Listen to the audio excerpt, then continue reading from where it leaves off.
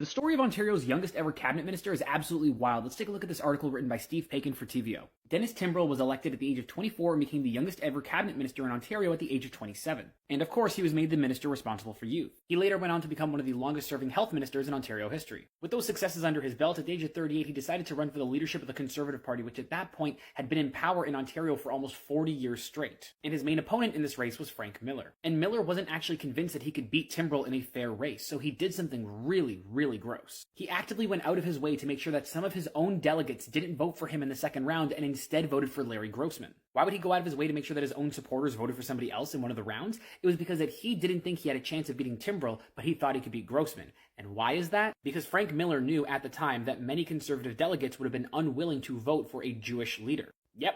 So Frank Miller, who later went on to win and lead the Conservative Party and become premier, only got there through cheating and racism. And Paikin believes that Miller's victory is the reason why the Tories lost their 42-year dynasty, asserting that if Timbrell won, he would have become premier. And that's because even though Frank Miller won the election, he was only premier for 4 months. It could also theoretically be argued that without this stint of racism, we would have never seen Premier Mike Harris, or Premier Bob Rae.